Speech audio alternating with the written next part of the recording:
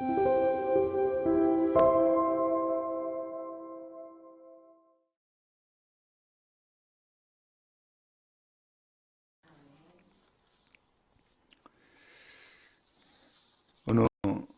30대의 가장이 있었어요. 이분이 결혼하고 살아가다가 예수를 믿게 된 거예요. 근데 예수를 믿으면서 그가 그의 마음의 상태를 한번 돌아보는 시간이 주어진 거예요.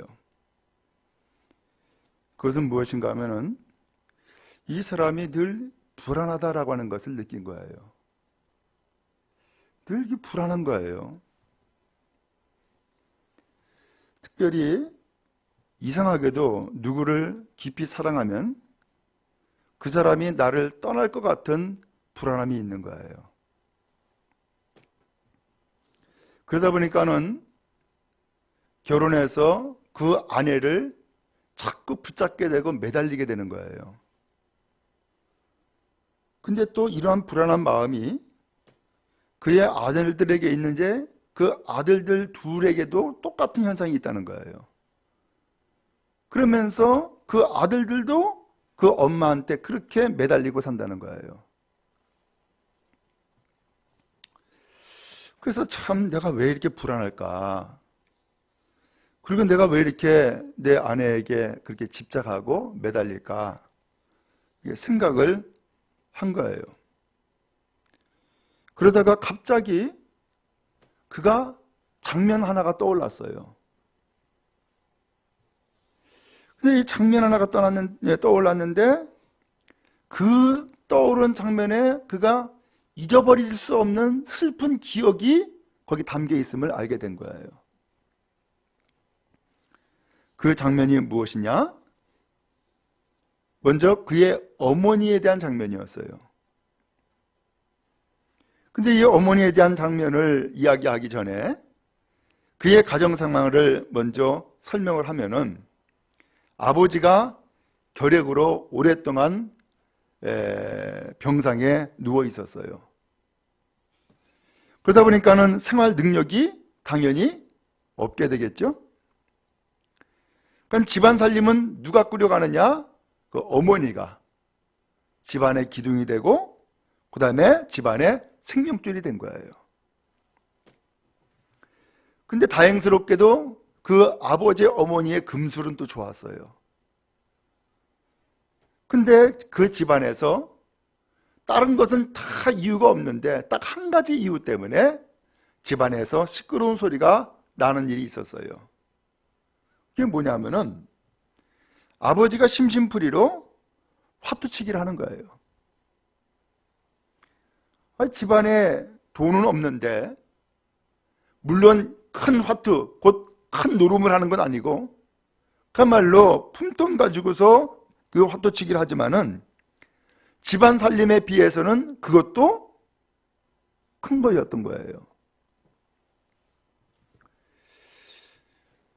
그때에 그 어머니가 남편에게 그런 얘기를 한 거예요. 당신이 계속 화투를 치면은 나 집 나간다 라고 한 거예요. 그러니까 이 사람은 엄마가 집을 나가지 않도록 하기 위해서 이 사람은 항상 엄마 앞에 착한 아들인 거예요. 엄마의 마음이 혹시나 이 집을 떠나고자 하는 그런 마음을 가지면 안 되니까 엄마한테 잘 보여야겠다 라는 마음을 가지고 항상 착한 아들이 되었던 거예요. 어느 날 아버지가 밤에 안 들어온 거예요. 그리고 아침에 들어왔어요.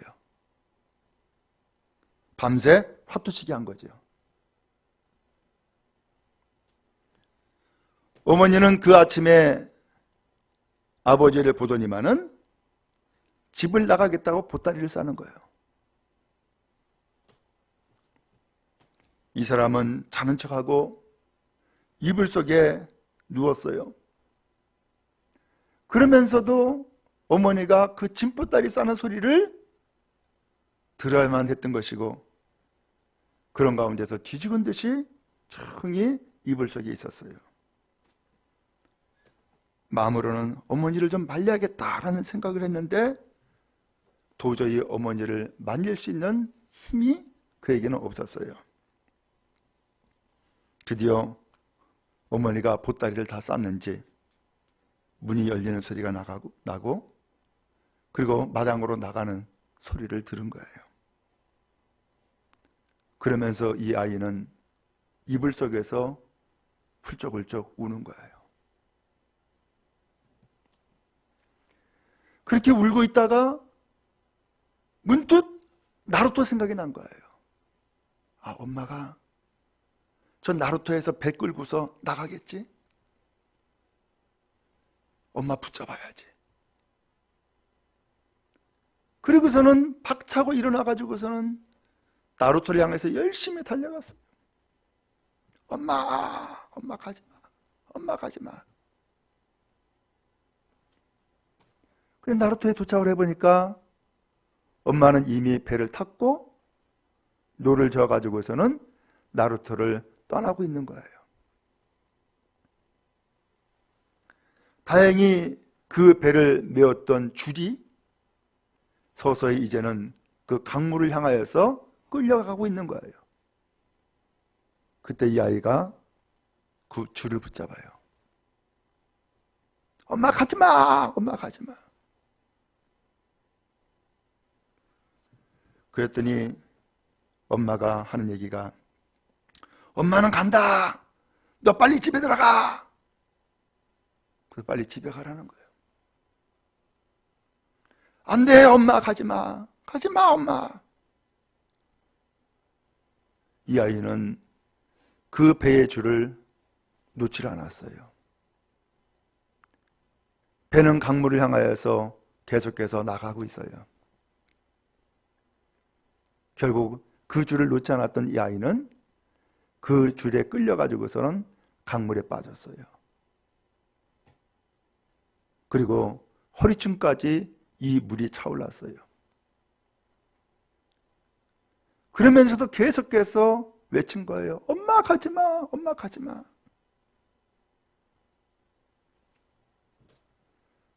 엄마는 야단치면서 빨리 들어가라고 손을 내줬지만은 끝까지 줄을 놓지 않고 끌려오는 이 아들을 보고서는 결국은 엄마는 더 이상 못 갔어요.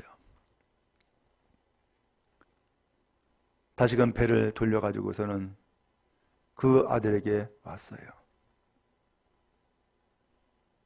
그러더니만은 그 아들을 끌어안고서는 그 나루토에서 통곡을 하는 거예요. 막 우는 거예요. 그 장면이 이 사람에게 떠오른 거예요.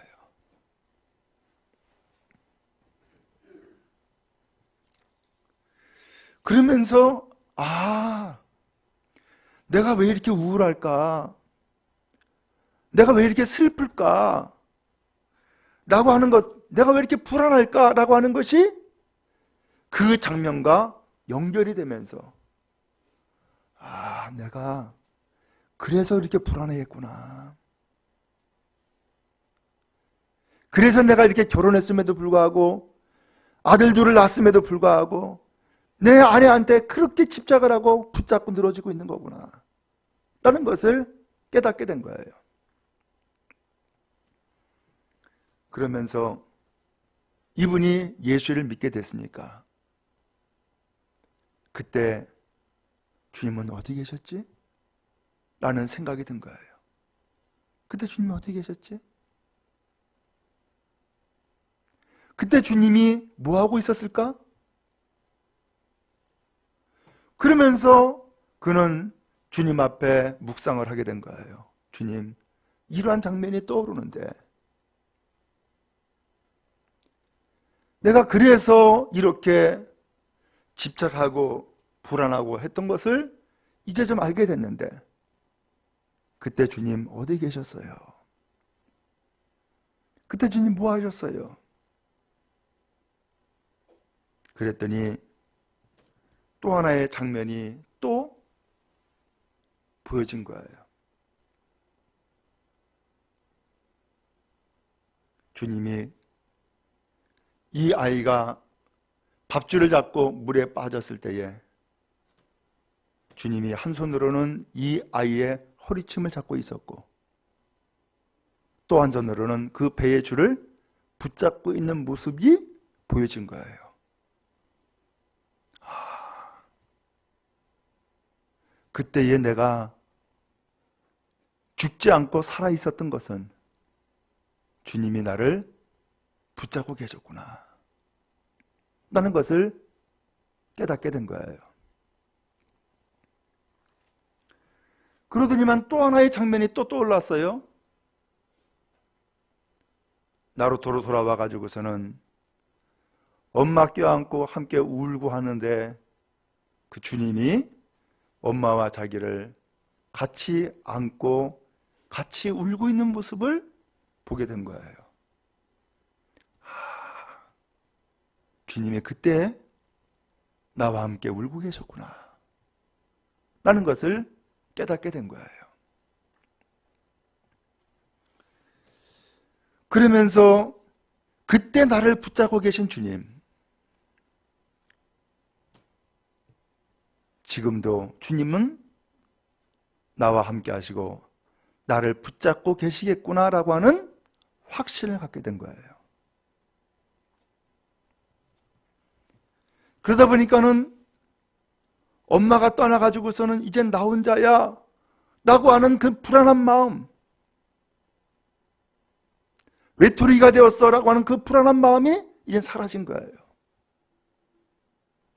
그리고 이제는 더 이상 그 아내에게 그렇게 집착을 하고 하는 마음이 이젠 사라지게 되고 평안함을 얻게 되어진 거예요. 혹시 여러분도 웬일인지 모르지만 불안함을 느낄 때가 있습니까? 혹은 고독하고 나는 외톨이야 라고 하는 마음을 가질 때가 있습니까? 주님이 우리와 함께 하심을 믿습니다. 나에게 평안함을 주시고 내가 울 때 나와 함께 울어주시고 나를 품에 안으시고 나와 동행하시는 주님을 만나실 수 있기 바라고 체험하는 은혜가 있기를 간절히 바랍니다. 오늘 저는 다윗에 대한 말씀을 함께 나누려고 그래요. 다윗도 그랬어요. 다윗을 우리는 성군이다 라고 이야기하고 이스라엘의 최고의 임금이다라고 말을 해요. 지금도 이스라엘 사람들은 메시아를 기다리는데 다윗과 같은 임금을 기다리고 있어요. 그렇지만 그 다윗의 일생을 보면은 상처투성이에요. 수많은 고통이 그의 인생을 전부 다 휘감고 있었어요. 그것이 먼저 오늘 성경 읽은 이 내용이에요. 여기에 보면 무슨 내용이 나오냐면은 사울 왕이 있었을 시대인데 이스라엘의 초대 임금이죠. 아말렉과 전쟁을 하게 됐어요. 하나님이 승리를 준대요. 그래서 이 사울이 아말렉과 전쟁을 해서 정말로 순종을 했는데 하나님이 그때 조건 하나를 주었어요. 모든 노획물을 전부 다 없애라 라는 것이었어요. 그런데 이 사울이 하나님 앞에 불순종했어요. 노획물을 다 없애라고 했는데 없애지 않고 좋은 곳은 골라놓은 거예요. 이유는 하나님을 예배하겠다고 했다는 거예요. 근데 사실은 하나님을 예배하는 것이 목적이 아니라 그 전쟁에서 노획물을 남겨둬 가지고서 하나님을 예배함으로써 내가 이 전쟁에 승리한 임금이야 라고 하는 것을 많은 백성들 앞에서 그 예배의 형식을 통해서 보여주려고 했던 거예요. 하나님이 다 알죠. 하나님이 사무엘을 보냈어요. 아니랄까 그 왕궁에서 짐승 소리가 나는 거야. 이게 뭐요?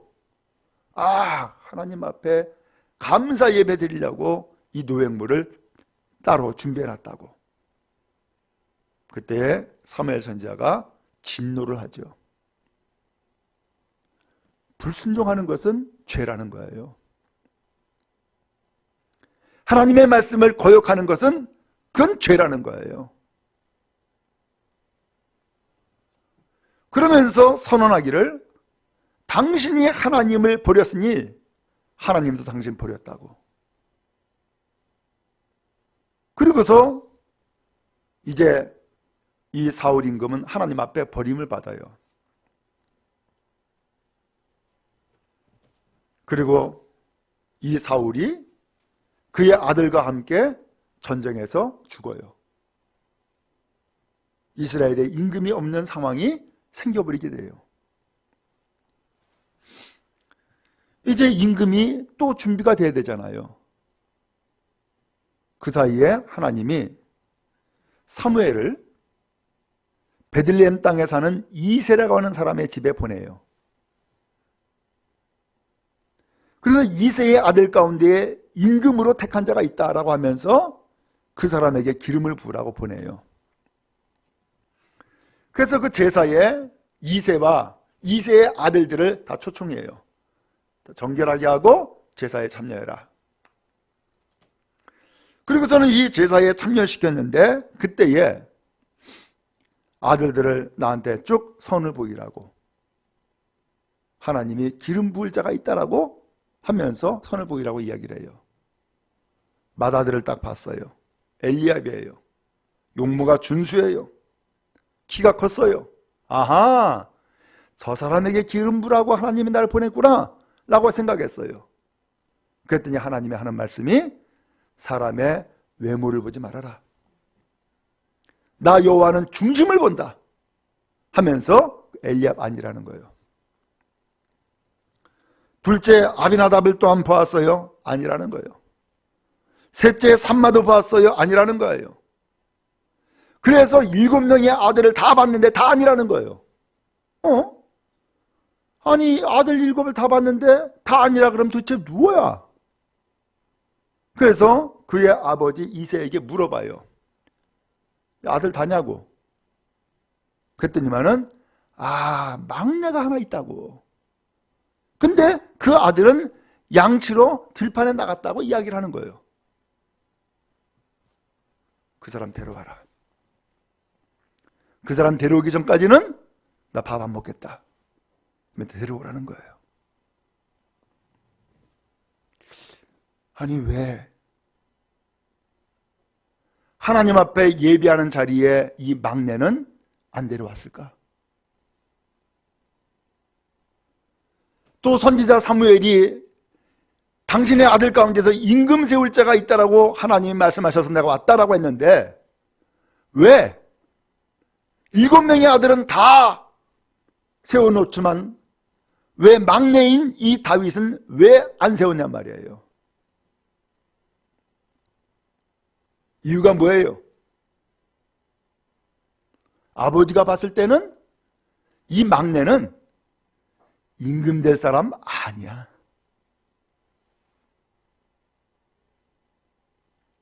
그리고서는 이 막내를 양치기 하러 들판으로 내보낸 거예요. 소위 말하면은 이 다윗은 아버지 앞에서 인정받지 못한 사람이었다 그 얘기예요. 더군다나 양치기를 하는데 성경 보니까 이 사람 혼자 보냈어. 아니 위에 형 7명이 다 있잖아요. 그러면은 이왕이면은 맏아들을 보내가지고서는 양치기를 시키든지 하면 얼마나 좋아. 근데 왜 굳이 7명의 아들들이 있는데 7명은 다 제껴놓고서 막내인 이 다윗을 굳이 보냈냔 말이에요. 그것도 혼자. 당시 양치기는 좋은 직업이 아니에요. 어떻게 보면 평범한 직업이고 또 좀 더 심하게 표현하면 비천한 일이었어요. 왜? 집을 떠나야 됐으니까. 우리가 알듯이 야곱이 장자권을 얻고자 아버지 속여가지고 장자권을 얻잖아요. 근데 장자권을 얻었을 때에 그가 어떻게 얻었느냐? 그 어머니 덕분이었어요. 그는 집안에서 있었거든. 형은 사냥하러 나갔고. 그러면서 어머니의 그 총애를 받았기 때문에 어머니 때문에 장자권을 얻을 수 있었던 거예요. 근데 장자권을 얻고 난 다음에 형이 죽이려고 그러니까는 무슨 조치가 내려져요? 집을 떠나게 만들잖아요. 집을 떠나게 만드는 것은 그 버림받은 거예요. 지금 여기도 보니까 다윗 위에 7명의 형들이 쫙 있는데 왜 7명의 형들은 굳이 놔두고 막내인 이 다윗 혼자서 들판에 나가서 양치라고 왜 보냈냔 말이에요. 좀 강하게 표현하면 버림받은 거예요. 이걸 뭘로 알 수 있느냐? 전쟁이 벌어졌어요. 위에서부터 형 셋이 전쟁에다 나갔어요. 아버지가 전쟁에 나가서 신부를 보낸 거예요. 가서 상황을 알아보라고.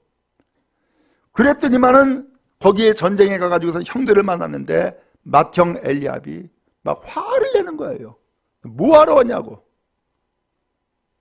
너 양은 다 어떻게 했어? 누구한테 맡긴 거야? 네가 이 전쟁 너 구경하러 왔냐? 하면서 막 나무라는 거예요. 그럼 뭔 소리예요? 형들도 이 다윗을 인정하지 않았다. 별 볼 일 없다 라고 여겼음을 알 수 있죠.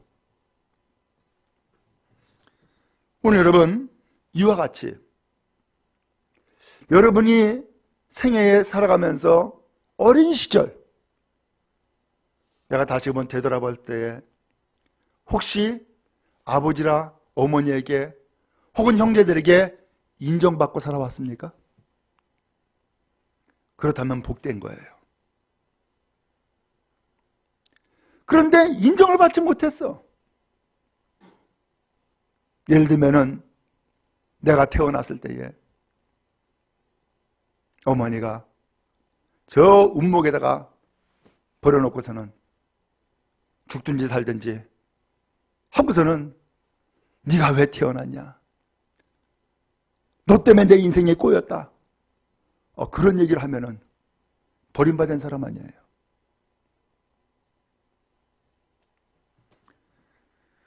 오늘 그런 것처럼 이 다윗이 어린 시절 어땠는지 모르지만은 최소한 이때에는 아버지에게 버림받았고 형제들에게 버림받은 인생을 지금 살고 있는 거예요. 그는 집으로 가려고 해도 갈 수가 없어요. 왜? 양을 지켜야 되니까. 또 집에 갈 수 있다 할지라도 집에서 기뻐하지 않아요. 왜? 그에게 양치로 내보냈으니까.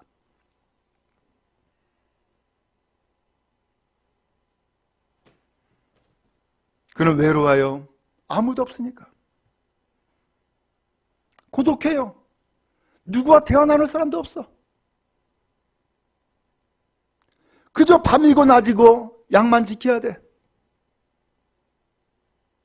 근데 그러다 보니까는 사나운 짐승이 이 양을 잡아먹으려고 주변에서 노리고 있어요. 이 양을 지켜야 돼. 근데 도와줄 사람이 아무도 없는 거예요. 비참한 상황 가운데 빠지고 마는 거죠. 그런데 여기에 놀라운 섭리가 그의 인생에 함께 했던 거예요. 뭐냐? 아무도 없으니까, 누가 도와줄 사람도 없으니까 그는 누구를 의지할 수밖에 없어요. 하나님만을 찾고 하나님만을 의지할 수밖에 없는 거예요. 사나운 짐승 사자와 곰이 양을 잡아먹으려고 달려들 때에 양만 잡아먹겠어요? 목동 이 다윗도 잡아먹힐 수가 있는 거예요. 그렇기 때문에 양을 지키고 나를 지키기 위해서는 싸워야 돼. 죽기 살기로. 근데 다윗은 무기가 없어요. 능력이 없어요. 그럼 어떻게 싸워야 돼? 하나님을 의지할 수밖에 없는 거예요. 그래서 나중에 이 전쟁에 나가가지고서는 사울 앞에 섰을 때에 사울이 야, 너 안 돼. 너 싸울 수 없어. 하면서 전쟁에 나가는 것을 포기시키려고 하는데 다윗이 그런 얘기 하잖아요. 내가 아버지의 양을 칠 때에 사자와 곰도 찢어 죽였다는 거예요. 그때 나와 함께 하신 하나님께서 지금도 나와 함께 한다는 거예요. 그렇기 때문에 저 골리앗도 그 사자와 곰처럼 하나님 앞에 다 찢어 죽일 수 있다고 하면서 이야기를 해요. 그런 버림받았을 때에 누구 만났어요? 하나님 만난 거예요. 밤낮 쉬지 않고 나가서 들판에서 양 지키고 있을 때에 누구를 의지한 거예요? 하나님 의지한 거예요. 하나님. 누구한테 힘을 얻은 거예요? 하나님 앞에 힘을 얻은 거예요. 그래서 이 다윗이 하나님 앞에 고백할 때에 시편 18편에 보면 뭐라고 그랬어요? 나의 힘이 되신 여호와여, 내가 주님을 사랑합니다. 하나님이 힘이었다는 거예요. 또 시편에서 계속해서 고백하기를 여호와는 나의 방패요, 내가 피할 바위시요, 나의 힘이시요, 나의 능력입니다라고 고백을 합니다. 그는 누구를 만난 거예요? 그 외로울 때 하나님 만난 거예요. 아버지에게 형들에게 버림받았을 때에 누구 만난 거예요? 하나님 만난 거예요.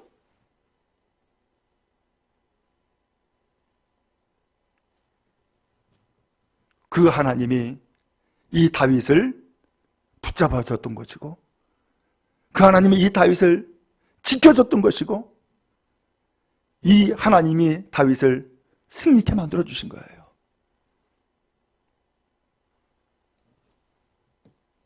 여러분, 그런 의미에서 여러분의 인생 가운데서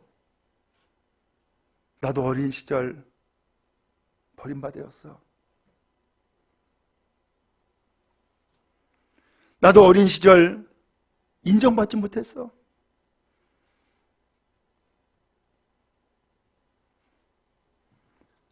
그리고 베냐민처럼 내가 태어남으로써 어머니 죽었어. 그러한 상처와 그러한 고통과 부담을 가지고서 살아온 인생이 있습니까? 기억하시기 바랍니다. 하나님은 오늘 우리의 인생을 저주하지 않았어요. 하나님이 축복하시고 은혜를 주셔서 우리에게 생명 주신 거예요. 그러면 내가 태어났고 내가 살아있는 것은 하나님의 살아계신 증거고 하나님의 축복과 사랑의 증거란 말이에요. 그러면 여러분의 인생을 저주하지 마세요. 비관하지 마세요. 여러분의 인생을 축복하세요. 하나님이 나와 함께 하셔. 하나님이 나를 사랑하셔. 하나님이 나를 지켜주셔. 라고 하는 것을 고백할 수 있기를 간절히 바랍니다. 드디어 이 사무엘 선지자가 그 막내 데리고 오라 하니까는 사람 보내가지고서 결국 데려왔어요. 그것도 요새처럼 뭐 전화하는 것도 아니고 차 타고 가는 것도 아니야. 달려가야 돼. 어쩌면 하루 종일 갔을지도 몰라요. 왜? 그 목초지를 구해서 계속해서 움직여 다녔었기 때문에 어디에 있어? 내가 갈게. 이게 아니었단 말이에요. 찾아다닌 거예요. 어찌하든 이 막내 다윗을 데리고 왔어요.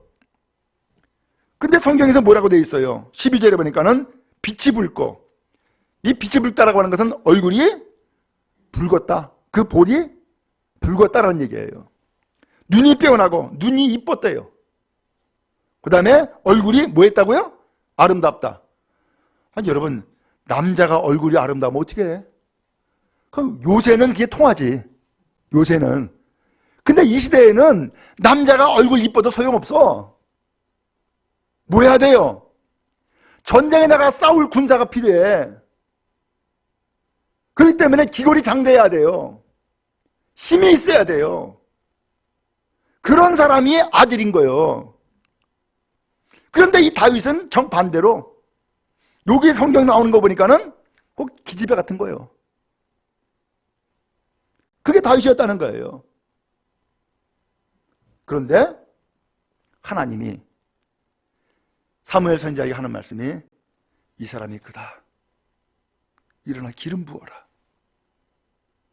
그래서 하나님이 택한 사람은 사람이 볼 때에 기골이 장대하고 준수해가지고서 아, 저 사람이야 라고 생각했던 그 엘리압이 아니라, 어찌 보면은 인간적으로 보면은 별 볼 일이 없는 이 다윗이 하나님 앞에 선택된 사람이고 하나님 앞에 기름 부음 받을 사람이라고 하는 것을 하나님이 말씀해 주시는 거예요. 그럼 왜 그랬을까? 왜 이 사람을 하나님이 택했을까?